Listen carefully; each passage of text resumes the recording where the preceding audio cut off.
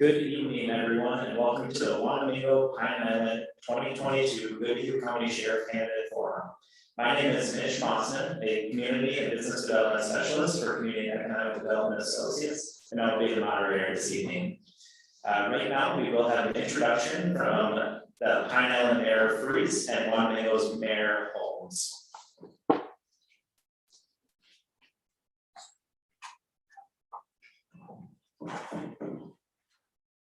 Good evening, my name is Ryan Holmes, I'm the mayor of the city of Wanamingo.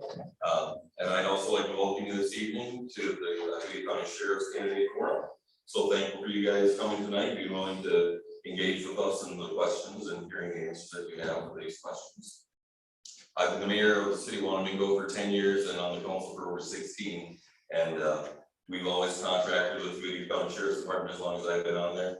Been great partners of ours in our community policing efforts. Always been willing to work with us, been willing to listen to concerns that we have, and so we're just very thankful for you guys and the efforts you put forward for community policing. I also like to thank the city of Pine Island and Mayor David Freeze for hosting this event tonight. I'm looking forward to hearing the questions and the responses that the candidates have. So thanks again for everyone for attending. Welcome everybody. Like Mayor Holmes said, I'm Mayor David Freeze here in Pine Island, so we appreciate everyone taking the time to come out here tonight. It's an important part of our democratic process, being able to hear from the candidates themselves. So hopefully we can hear some of the concerns, questions, ideas, and solutions to the discussions tonight.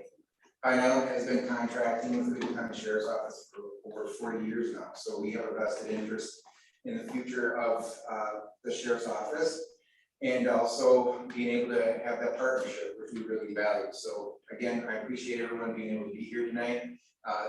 It was a great idea between the city of Wanamingo and Pine Island to be able to do this. Pine Island has not hosted an event like this before with the Sheriff's Office, so this has been an adventure for us as well. So welcome to our candidates, and we welcome everyone here tonight.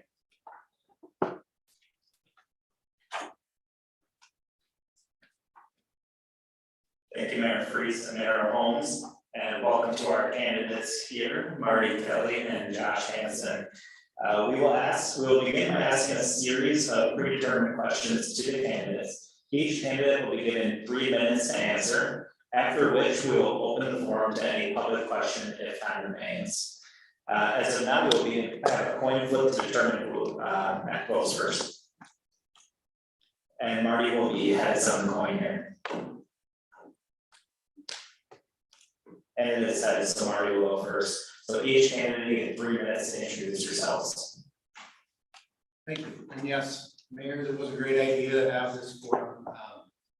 We have contracted with your municipalities for several years. We have a great relationship. My name is Marty Kelly. I'm your Goodhue County Sheriff. I have been for the last 4 years. I was raised in Welch and Red Wing. I have 9 siblings. Currently, well, I'm married to my wife, Mary. She's my high school sweetheart. 32 years. We have 5 children, 5 adult children, and 2 grandchildren. I was a Red Wing police officer since 1989. I have 33.5 years of service to Goodhue County. And during my time in Red Wing, I did everything there was to do in that department, from field training officer to sergeant to SWAT member, crisis negotiator. One of my favorite things I did was ride a bike out in patrol, out in the city, and just get to know the citizens. And community policing has been a big part of my career. It's gotten me where I am today. I'm positive of that. And it was something that was on the top of my list 4 years ago. When I ran for sheriff, I have a flyer on my desk still today from last time that highlighted 4 or 5 things I wanted to accomplish while being sheriff. And I keep that on my desk to remind me every day if I'm accomplishing these goals. And I'm here to tell you today that I've accomplished each one of those goals. And we continue to expand on those goals, which I'm very, very proud of. And the top one was engage the citizens with the community. And hopefully we'll have a question about that as we move forward, because I believe we have We have really stepped up our game when it comes to Wanamango and Pine Island, getting out, getting the citizens to know who we are. It's a breath of fresh air, and I don't think anybody disagrees in these two municipalities that we really are making a difference, community policing wise, which also helps us build those relationships and foster citizens to be able to call us, talk to us. They might get to know one or two in particular deputies. They'll call us for information, or they'll call us for, they might just call and say, you know, my neighbor's doing such and such, or it might be whatever it is. Communication is big, and you're going to talk about that moving forward. Thank you all for being here. Good evening, everybody. I'm Josh Hansen from Goodhue County Sheriff. I am currently the Emergency Management Director for Goodhue County. I started my career out in 1999 in the United States Army. For that, I grew up in the city of Redmond. Majority of my life was spent there. I grew up on Maple Street, Science High School, for those that are familiar with Redmond. After high school graduation, I left for the Army. I was in the infantry, special operations. That's how I started off my career. I was not a ranger. I jumped out of airplanes. A lot of the reasons I did that was because my mom and dad told me not to do it. So I did it. I did the military, and I got out of the military, and I attended college over at the Junior Technical College for Law Enforcement. Something early on in my life told me that I was to do two things. One was that I was going to be in the military, and the second was I was going to be in law enforcement. So following college, I came back to Redmond, and I was looking for different jobs. And my first job actually was a part-time police officer for the city of Goodhue. I worked there for about a month part-time while I was looking for other jobs. I was looking at larger municipalities that included the Kansas City and Oakland Park area. And I was offered the chief of police job with the city of Goodhue. And it was, at the time, Kansas City offered $13 an hour, and Goodhue was going to pay me 18. So, and $18 kept me in my backyard, kept me home. So, there again, it was kind of a no-brainer. Once I got going with the city of Goodhue, it was just under 2 years. I would end up leaving there, and I eventually would end up with the city of Kenyon. I worked there 2 years as a police officer. The city of Kenyon actually had a contract with the county sheriff's office, and they ended up establishing their new police department. They had a police department before the contract. They started a new PD. So I ended up working on there for 2 years, and in 2009, to seek more opportunity, I left the city of Kenyon and was hired with the sheriff's office. So in the sheriff's office, I worked water patrol, I worked patrol, I worked 1 weekend on patrol, I worked another week on water, I led the recreational enforcement division, then obviously with the patrol function. I helped out a lot of special assignments, especially with community engagement pieces, neighborhood watch. And eventually became a patrol sergeant. I was a captain, I was a SWAT team member, team leader, and a SWAT team manager.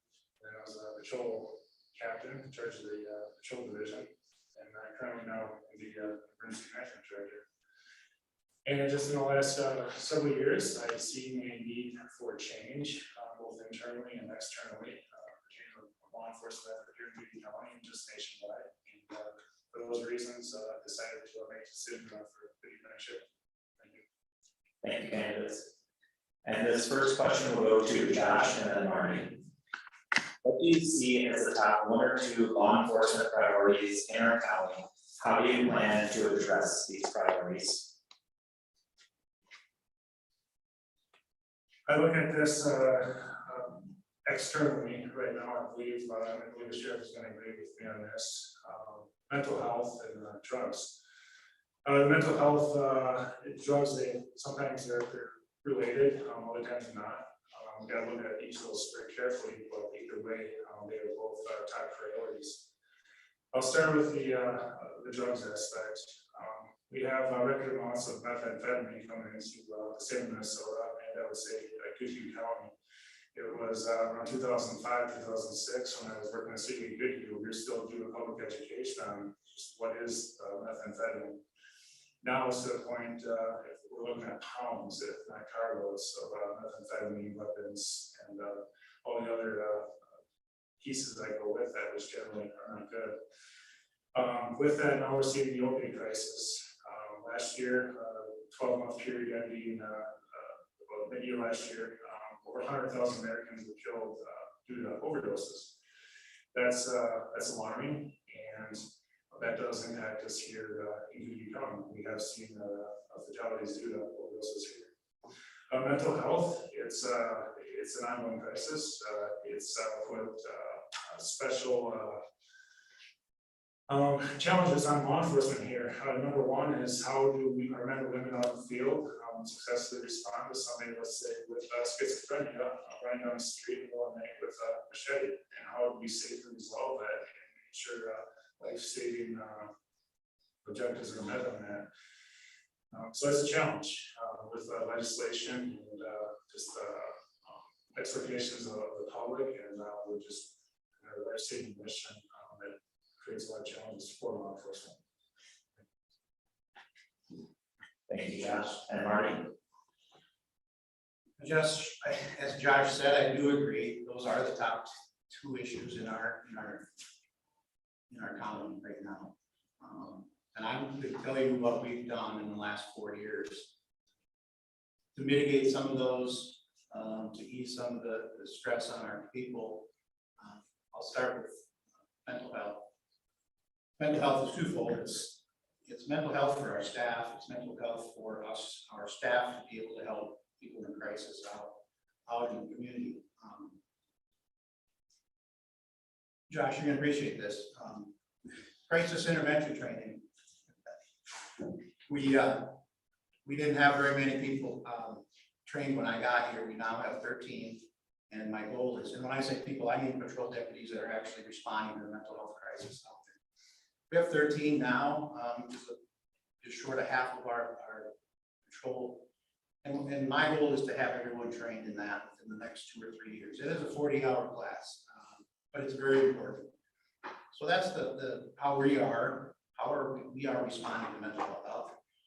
What's more important to me, and since I have been in law enforcement for 33.5 years, when I first started, they taught us how to put a gun on, they taught us how to put a bulletproof vest on, and a badge, of course, but what they didn't do is tell us how to take it off.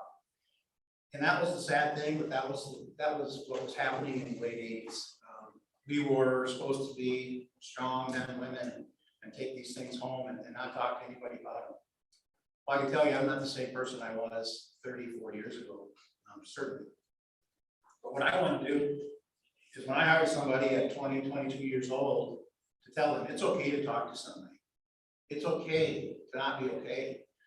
And what we've done in 2020, we started a peer support program within our office.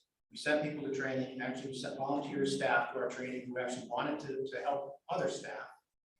But what we knew prior to that, we knew this program was going to take 2 years to take off. We learned that from State Patrol. They said, Marty, it's a slow process. And unfortunately, COVID happened in 2020 as well. So it was a very slow process for us. So I want to see that peer support program through. It's going to benefit us greatly. But we started in 2022. We started in 2020, but it was a chaplain program. We now have 4 volunteer chaplains in our office, one from Pine Island. Very grateful to have those people to ride along and also be a support person for our staff. And that's very, very important. And so those programs are, they're just getting off the wall. The last thing about mental health is I have a $50,000 line item in our budget for 2023 for mental health programming. It's called Check Up from the Neck Up. And we're going to implement that next year. Thank you. This next question will go to Marty, followed by Josh. Explain your philosophy and approach to community policing specific to contract communities. Well, I don't even know if I have to explain it to the citizens of Pine Island or the citizens of Wanamingo, because it shows with what we are doing, with what we started. In 2020, I received a federal grant for a specific community engagement coordinator whom I hired specifically to get out, to show them to be a face for our office, to get out and do community events with the children, community events with the adults. We have a long list. We have coffee with a deputy. We have it multiple times in Pine Island, multiple times in Wanamingo. We visited with the mayor. We visited with citizens in all those events. They're unbelievable. People come up to us and just say thank you for your service. We're there on those events for people to see us, to bring questions to us, but more importantly, for them just to know us and know that we are part of their community, and we are. That's just one of our events that we did. We did badges of bobbers. We got 45 children in the county to draw pictures and get to fish with the sheriff, and then we had probably 45 law enforcement officers fishing with these kids, and we've done it for 3 years.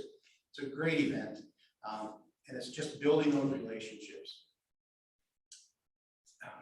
My person Jen, she's done skating with the deputy multiple times at your skating rink, and I suspect now that you have a new one, she's gonna be there more often because she's a big skater. So my philosophy is you citizens need to know who your law enforcement are, and we are doing that leaps and bounds from where we were in 2018 and before. So I'm very proud of our efforts, and we'll continue that, and we'll even expand. We're up for any ideas how to get out in the community, and so we hear them from people. So we're going to just keep going with that. It's just the way the law enforcement is going. Thank you.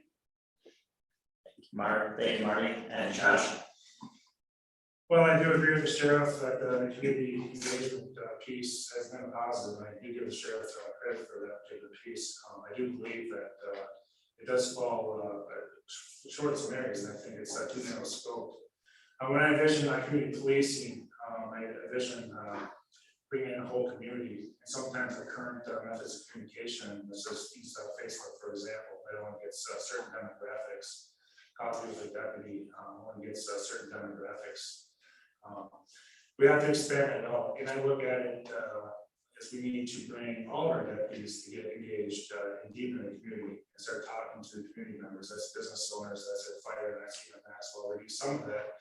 I believe that the people in the community living in the townships, living in the contract towns, that they know a lot more as to what is actually going on in the neighborhoods, on the streets, and in town. And taking that information back right now just doesn't seem to be happening. And I think we got to be better, just smarter in policing in general moving forward. And I think if we establish these relationships with all of our deputies, not just community engagement function, we listen to our communities and bring that information back, and we can better target where we need to apply law enforcement services in these communities. Thank you. This next question will go to Josh, followed by Marty. As you know.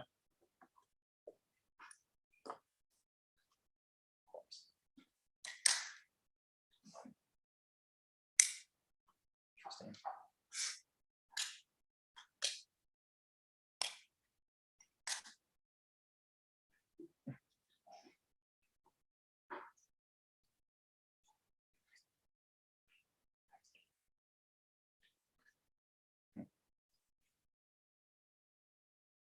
So we do it over there.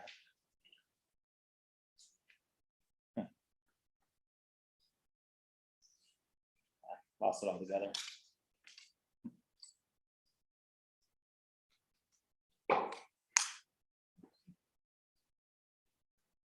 We're back. All right. Sorry about that technical difficulties. As you know, the Goodhue County Sheriff's Office currently contracts with Wanamingo, Pine Island, and Denison. How do you plan to keep contract prices affordable for these communities? And then, yeah, this is Josh. All right. Well, number one, I think this is going to be open communication and dialogue with the city administrations that we're serving. And number two, it's going to be bringing our partners to the table, which includes our finance directors, and their cost is going to be an issue. moving forward. And obviously, it's more, with the economy coming out here, looking at an economic downturn potentially, that's gonna be more impacting on communities. Levies are already a hot topic, and this would be number one goal of everybody in this room is to not have unnecessary levies. But I think with the communication and transparency as to how we establish the contract leasing rates, I think we can collectively work through conversations to seek a good end result with that. Thank you, Josh. And Marty? Thank you. Well, so last year we just re-upped all of our contracts. We also contract with the city of Belchester. So we have 4 contracts. Wanamaker and Pine Island are similar. Belchester and Denison are similar just because of the numbers of people in their community. We're always going to have inflation. We have inflation in our office. One of our unions just settled for a 3%, 3%, 3% over the next 3 years. So we can expect at least that much. What Pine Island and Monomingo pay is our average wage of a patrol deputy for the number of hours that they contract. What the cities don't pay our insurance, our squad cars, our training. So I think we have a pretty good relationship. Honestly, the county board, and we should all thank them for actually allowing that to happen. So to say how we're going to keep it affordable, I think we have. I don't see any changes in that. I don't expect to say, Pine Island, Monomingo, now you have to pay all of ours. I mean, now you're talking a patrol deputy wages, salaries, and benefits is almost $100,000. We can't expect the towns to pay all of that. So it is partly on the county. We all pay it to one, and one of the commissioners said we all pay it to pot. It's just a matter of who's actually divvying out those monies. So yeah, we'll keep it. If you call affordable at 3% every year, I don't know. I mean, it's going to keep going up, and I think we've all seen that. So we will just do our due diligence. I think the cities now are happy with their contracts, and we'll just keep looking. Thank you. This next question will go to Marty, followed by Josh. Many are concerned with increased theft and other crimes. How can law enforcement help reverse this current trend and respond to the need for safer communities? Well, our patrol deputies have to be out, get out of the car once in a while, and Josh kind of hit on it earlier. We have to be out in the communities and townships. What I tell a new patrol deputy is, I like dirty cars, which tells me that they are actually out in the townships there. I mean, you don't have that many grab boats here, but understandably, we have to be out in all areas, not just on Highway 52. So to get out and be cognizant of what's happening out in the townships, because much of that is happening out in the townships, because it's remote. We you know what, we started a etch, we call it etch and catch, where the catalytic converter thefts. I think it's more of a feel-good program, but we have caught people with a cut-off catalytic converter in their car. We can't prove where it came from. So we did start that in Pine Island and elsewhere where it's engraved. If by chance we happen to find it, but let's face it, we're not going to find too many of those. Yes, they're happening. We just have to have patrol deputies and the police officers in general be cognizant of what's going on. Just patrol, you know, actively patrol. That's what we can do, and that's what we have. Thank you, Marty. Josh?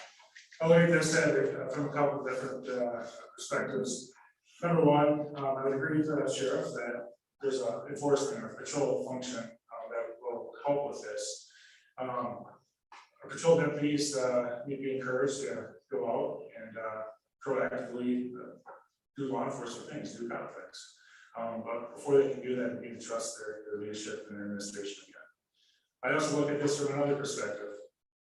We got to get smarter with law enforcement as well. We got to start looking at the bigger picture.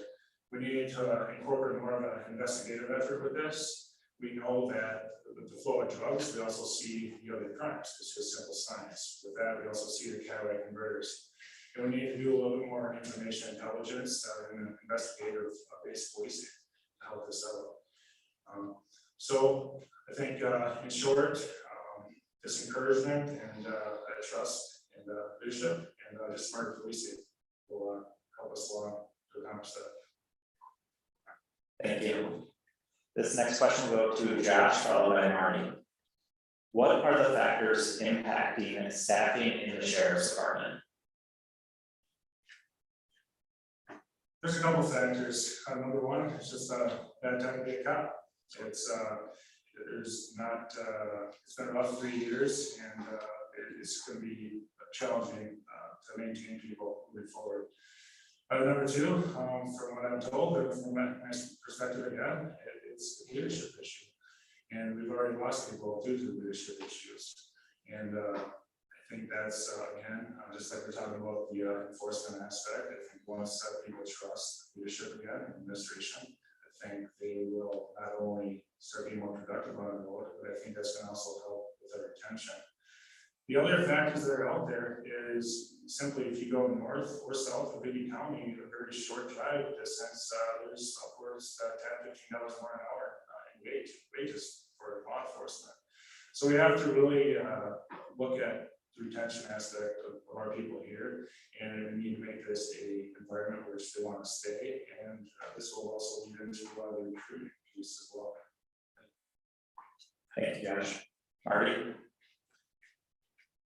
Could you just repeat that question? what are the factors impacting staffing in the sheriff's department? Okay, thank you. Currently, well, let me backtrack. February of 2020, the pandemic was upon us. We knew it was coming. 8 people in my jail left. Pre-COVID, pre-shutting down the state DOC in our jail. That time, I knew I wasn't going to be able to hire 8 more people before basically March was our deadline for a DOC inmate turnaround, if you will. We had 30 DOC inmates in our jail at the time. So what we did was to not fill those 8 positions and close a 60-bed unit. I didn't burn a bridge with the Department of Corrections. I asked if they could take 15 of their inmates back, so we would be in compliance and be able to keep performing our duties without the 60-bed unit open. We have since, right now we're still down 7 in our jail. We've tried everything. We've tried walk-in interviews. We've had an interview process or application process open online for almost 3 years now. We are just not getting the applicants. I'm on the advisory board of Southeast Tech and Rochester Community College for the law enforcement programs, and those are suffering just as bad as anybody else. They have 11 in their classes out of 3. I'll just say there's a graduating class of 35 coming, but that's 3 colleges. That's Riverland out of Austin, Winona, and RCTC. There's 35 people that are going to go through skills this spring. I haven't looked at the website, but I'm pretty sure Rochester probably has 20 to 30 openings already, and they're probably going to take many of them. So we're struggling. The colleges are struggling. We can't get law enforcement. Well, I shouldn't say we can't get law enforcement. And it's not a terrible time to be in law enforcement. In Goodhue County, we are actually liked by the citizens, and in the wake of George Floyd, we had many people come up to us and say thank you for your service. Josh is right, we can't compete with Rochester or Minneapolis funds, but we don't have to compete with the attitude that they also bring up there. And with that said, we have a great place to work. We have a lot of extra duty assignments for staff. We've opened it up now more so where young staff will have more opportunity, because prior to my last directive, there was a few, or maybe 5, 6 people that had many extra duty assignments, and the new people didn't have any. So that's going to help us with retention moving forward. Thank you. Thank you. This next question will go to Marty, followed by Josh. How will you actively promote diversity within the department's hiring practices? So we had this question at a recent debate as well. We would, I just told you, we can't even get anyone to apply, more or less people of color or Hispanics or anything. We just want anyone to apply, and if they happen to be diverse, we would welcome that. We have 2 people of color in our office. They're just not applying. We've talked about this in our advisory at the college, and they scratch their head just as much as we do on how to recruit people and where to go with that. So we've been going to, in fact, next week, we're gonna go to Winona State University for a job fair. We're gonna bring a booth, which we've never had to do. When I started in 1989, I was competing against 1,200 people for a job in St. Paul. I competed with at least 50 for a job in Redwood. And even in 2018, 2019, we had 30, 40 people apply for a jail position. You just heard me say we don't have any, 0 applying. So the times have definitely changed. George Floyd certainly didn't help, but the attitudes in Goodhue County are I tell people we're very grateful we live in Pine Island, Montemago, and Goodhue County, because we are still liked. It's a great place. Yeah. This next question will go to Josh, followed by Marty. Oh, sorry, we're just on the same one. Go ahead. No, I can't disagree with the sheriff on that. As we know, the recruiting piece is very challenging right now. And I just outside the box recruiting efforts, I envision maybe looking at programs, maybe we can start in high schools or local colleges. We guys bring all our partners to the table and not start brainstorming how we're going to bring it. As far as ensuring diversity in there, I gotta just look at just the qualified candidates with that piece. Thank you. This question will go to Josh, followed by Marty. When deputies respond to a traumatic crime of physical violence, what services can you offer to the victims and officers responding? This is a big piece for me, and currently we have a employee support, kind of a larger Goodhue County support service, which I do have some issue with, and the fact that with law enforcement and public safety in general, we need specialized services. And from speaking with some people in the legal field, there may be issues following a criticalness and with just your general employee services. But the sheriff is right. We trained some people. I was one of those people that went to a peer support program. However, where I disagree with the sheriff, we never really fully implemented the program here. Like with any program, we need to kind of formal launch so people understand it and understand that the resources actually get utilized. And with the peer support specifically, it would be a policy and it would be a simple list of those that are certified in peer support services. We also have a chaplain program. I can't speak as to where that process is right now. However, what I can say is my vision for this is to have multiple pathways for our staff to seek services for mental health. I look at bringing in professional psychological services. I just recently read an article actually published by Lexipol, which is the company that maintains and provides us our office policy. And they said, just by treating 10 law enforcement officers over the course of 11 to 12 months, it saves approximately $3 million in potential lost wages, work comp claims, lost experience, training, etc. So when we talk about where the priorities have been here, and when the sheriff talks about budgeting money next year for this, I truly believe that these services should have already been in-house in the Goodhue Sheriff's Office for our people. And I think that's a very important piece to look at. Thank you. Thank you, Josh. Marty? So, as I touched on earlier, we have multiple avenues for our people to get help, for victims to get help. If it is traumatic, we have a crisis critical incident brief or from southeast Minnesota, we could call them to set up a critical incident debrief for anybody involved, medical, fire, EMS, certainly law enforcement. And we do that, we offer it often, or quite regularly at critical incidents. And what critical incidents can be anything. I mean, we see a fatal crash with 2 or 3 children, but another deputy can come into a domestic and see a child beaten. That's a critical incident. So we have to have that. Peer support started in 2020. I don't have to tell anybody what happened in 2020. We didn't have trainings, we didn't have meetings, we couldn't do anything. That's the reason that it's slower to start. But we have that program. Our chaplains can come. We can call our chaplains to sit with a spouse after a medical. They're on call 24/7, and very grateful for those ministers that are doing that work. We've always had employee assistance program, and what we learned right away, one of my good trooper friends, he said, Marty, make sure when you talk to your employee assistants that you tell them that I'm in law enforcement.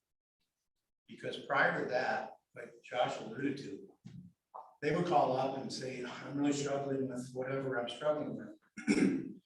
Cops don't want to have a list of 50 things that they read off. They'll hang up at number 10. And that's what I heard loud and clear. We do have that opportunity to say, I am in law enforcement. Can I speak to somebody that's been in law enforcement? We have that with employee assistance as well.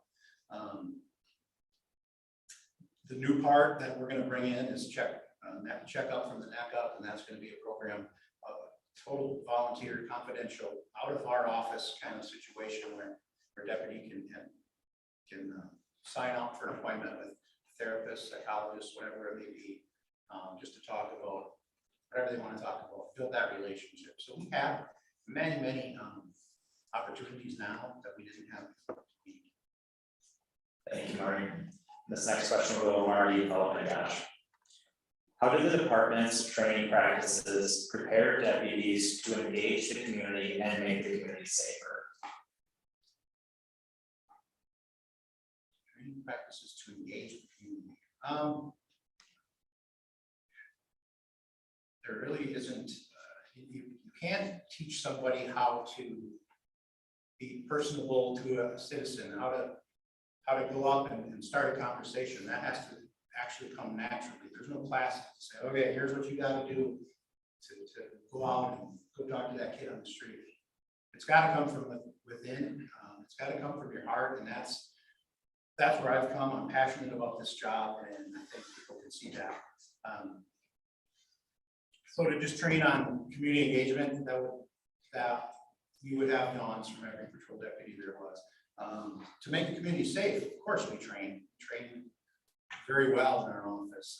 We have, you may hear Josh talk about what standards that he'd like to do, but we have a license renewal period of 3 years with the Minnesota Post Board. We're mandated to have 48 continuing education credits. On average, our patrol deputies in Goodhue County average 167 hours of training every 3-year license cycle. Moreover, we have special duty assignments, extra duty assignments. One is our SWAT team, one is our dive team. We also have 3 K9 deputies. They also train once a month for 8 hours. And within that, and then they also train a month or a week, 1 week a year. Dive team is like 3 days a year, SWAT team's a week. What that computes to in a 3-year license cycle is on top of the 167 hours, a SWAT team member, if he goes to every training and every month, weekly or yearly training, is 563 hours of training in 3 years. Our dive team members are 521 hours of training in 3 years. That is a lot of training. In our K9, we can't even calculate that, because every time those guys are on duty, they're trained. They have more training hours than anyone, but it's just, we train. We get together, we train at night. And of course, they have to go to their trials and all that. So we are prepared to keep people safe. Trust me. We train. And the community piece, that's got to come from within the deputy. Thank you, Marty. Josh? I'll address, the original question first. I think it starts with the initial onboarding process and field training program. Matter of fact, I was just recently in a conversation, with a couple of deputies, and we we're kind of joking about the field training stories about, new brand new cops learning how to walk up to a car and they talk about robot like, and they just try to be all formal, and sometimes you just have to remember as a cop, you're a human being, and just be human to the next human being, right? Simplify a little bit, relax.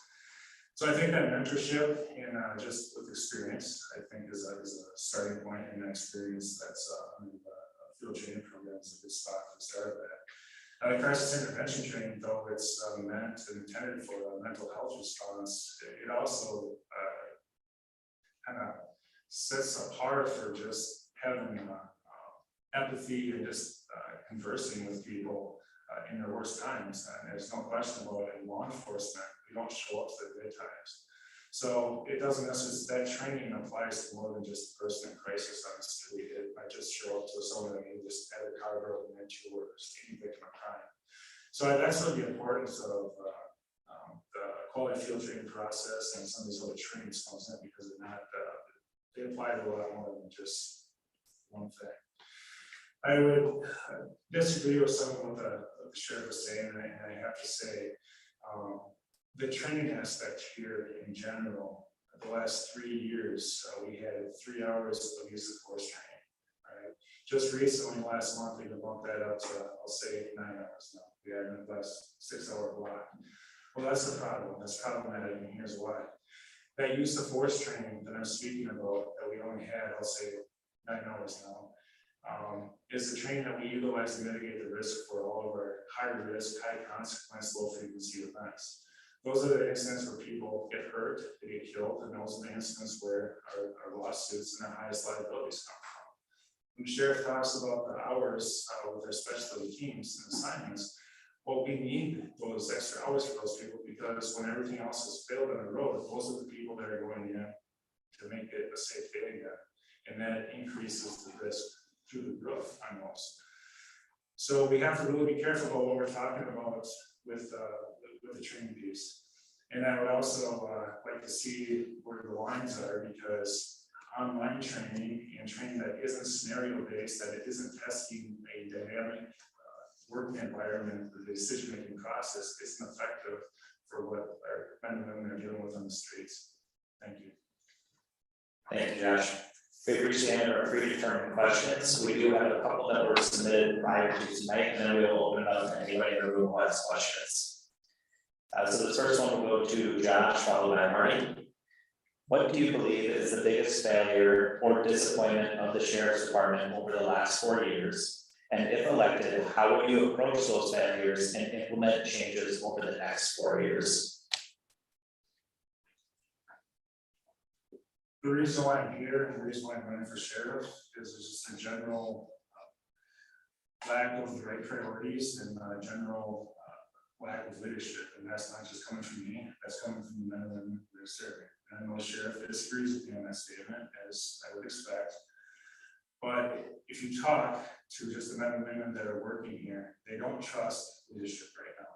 And yes, it's not 100%, but it is more than 22 that you publicly wrote off during the last debate. That's a disappointment to me. Thank you, Josh. And Marty? I don't think we've had, well, the only disappointments we had was we couldn't train in 2020 and half of 2021. That wasn't my doing, by the way. That happened to have a consequence of the pandemic. And nobody trained. Nobody did use force in the state of Minnesota. That's not true. Thank you. That's about city of Red Wing in our own building trained. We'll give you an opportunity for rebuttal. Thank you. No, I think you hear failed leadership, you really can't say how I failed. What I did when I got here, I was an outsider, and all we did was make people accountable, staff accountable, and that rubbed them the wrong way. I will not get into details on that, and Josh knows exactly where I go with that. We need to hold people to a higher standard. We cannot violate our constitutional rights as citizens. And I wasn't going to stand by and do that. Was that a failure? Absolutely not. I protected 47,000 people in our county by doing that. And I have to do that. You elected me to do that. Yeah, Josh says it wasn't 100%. I have 105 staff in my office and 5 separate unions. One union did endorse, and that was 22 people. That's what he's talking about. No one understood that. So not only do I have responsibility for 105 staff, I have responsibility for 47,000 residents, and I will not be sorry for anything that I've done in the last 4 years. We haven't failed, and it hasn't been a huge disappointment. And I think the city of Pine Island, I think the city of Montemago sees that full-heartedly. And so that statement is just kind of a he said, she said. I appreciate the context of this thing. Thank you, Marty. And Josh, you have 60 seconds for a rebuttal. First, the city of Redmond will share law enforcement center with us, they train, and actually they increase the training hours. Let's do that. Thank you, Josh. This next question will go to Marty, followed by Josh. Thinking about after the elections, what does your role on the department look like if you lose? Should you win, how will you mend relationships with those who endorse the other candidate? Good question. If I lose, I will be retired. Not be on the department, clearly. And let me say this. I have enough years in to actually retire, but I am not done with what I started. We've started so many programs in this office that I want to see through to the end. And as Josh expounded on, they take a while to get to. I'm going to be here for 4 more years to see all of those programs continue, and I look forward to that. 4 years ago, when I ran against Bob Goodhue, if you remember the name, we weren't adversaries, and I don't consider Josh an adversary. And in May, when I had 2 people running against me, I sent a staff letter saying, this is a democratic society, and I thanked both of them for putting their hat in the ring. This is a tough deal to do.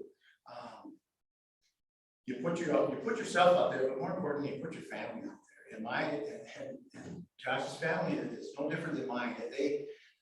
It hurts when someone says something bad about their spouse or dad or whomever it may be. This is a very, very difficult situation. So I thanked them. But I said, we can have the dialogue, we can have questions and debates, and let's just do it respectfully and keep the negativity out of it. And we've done that in our campaign throughout, and we're continuing to do that. Second part of that question, what was it? I'm sorry. Should you win, how will you mend the relationships? Sorry. I started with Paul. Anyway, I'm passionate about the process of the campaign. I'm passionate about the family's involvement. That's where I got lost. Paul Goodhue was the patrol major when I got elected. I came from outside. Paul stayed in his position, and I told him, "Oh, this is your job. You're doing a good job. No one said you weren't doing a good job." He didn't have the support of the patrol in 2018.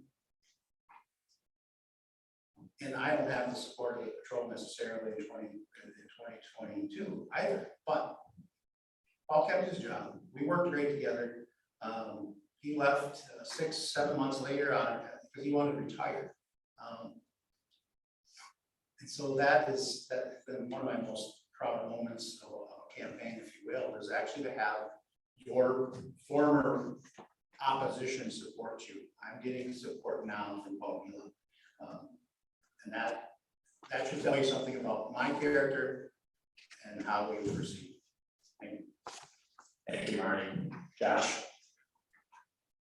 For me, the focus is on the people who are actually going to be able to protect all of you. And we asked this question a little over a week ago, and I still stand by what I said there. My plan is pretty simple.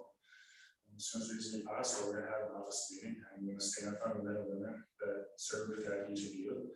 And we're gonna have a real frank and honest conversation, and we're gonna lay out a series of objectives, and we're gonna give a mission for the entire team to get behind. And if everybody understands where we're gonna go and that communication stays open, I think it gives a focus point rather than on the negative side of things. Not everyone's gonna like me, and that's could be expected. I'd be no different either way here with that. But I think the communication and just staying in front and getting that FaceTime that I think is important as a leader, and just working through a lot of conversations. Just number one, just showing people that you actually care about them. It's gonna take this a long ways. And with time, time heals a lot of things. Thank you. And we do have time for 2 questions from the audience if anybody would like to ask. I have a fun imaginative question. If a giant pot of money fell into your laps at the Goodhue County Sheriff's Office, would you spend it on more deputies or other clever resources, or putting your imaginative hat on, what would you do if you had all the money in the world? Then we'll go with Josh, then Marty. Well, I'd say I'd walk across the hall and ask our finance director what we should do with it. And what she tells us, that's what we're gonna do with it. Thank you, Josh. Marty? Honestly, I would go right to the Director of Health and Human Services and ask her for the 5 social workers to actually sit in our office and go out with the deputies on call 24/7. Thank you. We have time for one more question.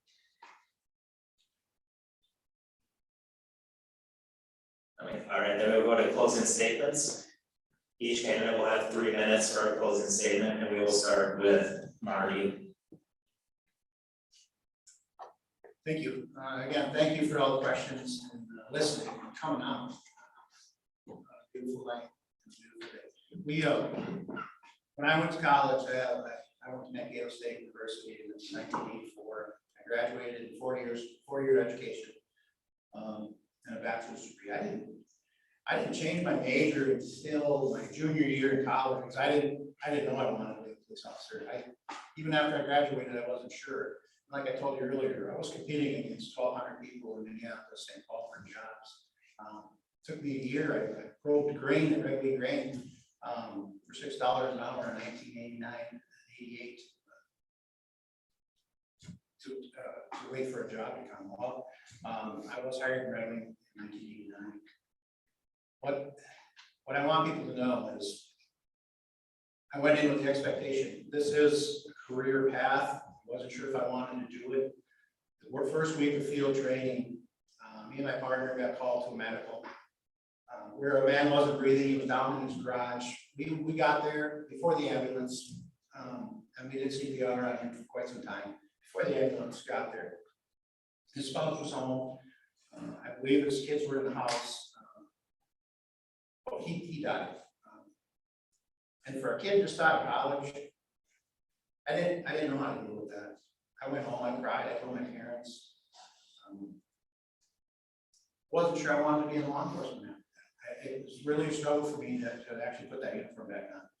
What changed it for me and why I'm still here today and why I want to be a sheriff is because I got a thank you card from the spouse 2 weeks later that's in my desk today. That says, Marty, thank you for spending the time with me after my husband died. You made a difference for me, and I'm sure you will continue to do that for others. And that made me a law enforcement officer. That made me a 34-year law enforcement officer. That is the reason I'm here. That's the reason I stay here, to make a difference. And we do. And for me to tell my people to get out there and do things, I have the experience that I've done all that, and I'm not afraid to do it myself. So very grateful for the opportunity to serve you, particularly in the last 4 years as your sheriff. Look forward to the relationships that we can continue to build in Wamego and Pine Island specifically. There's a lot of things we can still do here. But we do it as a partnership. We don't make up things just to make up things. Have that dialogue, and I really appreciate, citizen plan, have one, thank you. Thank you, Marty. Josh? I was once told that if you are unhappy with something and you want to make the changes, you gotta work yourself into a position where you can make those changes. Well, the last 3 years, and maybe even going back further than that, I've noticed, I've been paying attention, and I see where there's issues in law enforcement. Well, I can't change all those issues, because a lot of them are much higher levels than even here at the county level. There are some things that I can change internally here. So with making a decision to run for sheriff, it wasn't a light one, and the sheriff is right, it does, it puts a burden, and there's absolutely no questions about that. And it was a tough decision, but when you're passionate about public safety here in Goodhue County, and you're passionate about the people that work in public safety here in Goodhue County, whether it's municipalities, whether it's sheriff's office, the fire EMS, and there comes a time when instead of complaining about things, you gotta make that stand, and I'll try to see those changes. I want to make the changes starting by taking care of the people that take care of you, the public. And from there, I want to ensure that my home, all your homes, stay safe now and into the future. And we're going to have challenges coming into the future, and that's going to require leadership and a well-rounded background, such as what I have to bring the tools to make those changes. So that's why I'm here, and thank you for everybody for showing up tonight and having this meeting. Thank you. Thank you, and thank you to both of our candidates for being here tonight. This does conclude our 2022 Goodhue County Sheriff Candidate Forum. Thank you.